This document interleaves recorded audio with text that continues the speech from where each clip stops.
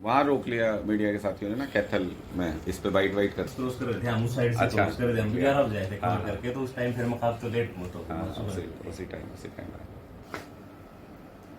आज भी अभी जाएंगे शाम को, प्रोग्राम है उधर ही। अब भाई रुकूंगा लगातार। ठीक है, मैं भी फिर 12:30 बजे गए थे, हम लोग सोते सोते थे, मैं कहा थोड़ा आराम से चलेंगे। ठीक है।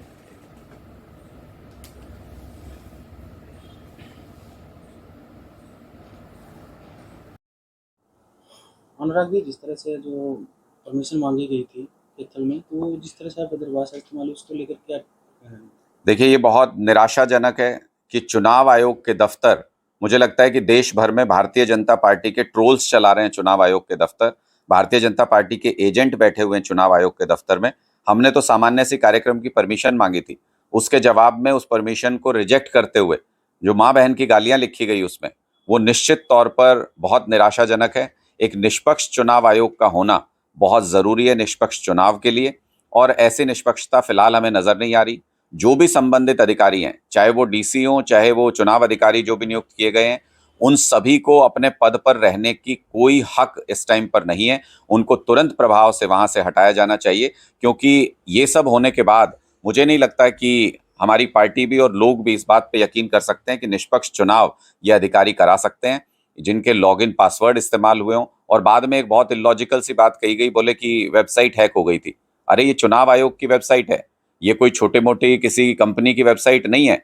इसी वेबसाइट चुनाव आयोग, ये कहना चुनाव आयोग का कि वेबसाइट हैक हो गई है, मुझे लगता है कि ये बहुत ही बेकार और बेतुका बयान है, क्योंकि ये वो वेबसाइट है जिसपे चुनाव आयोग का रिजल्ट भी आता है। कल को आप कह देंगे कि रिजल्ट हैक हो गया चुनाव आयोग का। चुनाव आयोग की वेबसाइट का हैक होना बहुत ही बेतुका तर्क है, क्योंकि ये वही वेबसाइट है जिसपे चुनाव आयोग रिजल्ट भी जारी करता है। कल को आप कहेंगे रिजल्ट हैक हो गए, तो फिर चुनाव कैसे करा रहे हैं आप लोग? आप तो कहते हैं आपकी ईवीएम बहुत सिक्योर है, परसों को आप कह देंगे ईवीएम हैक हो गई आपकी।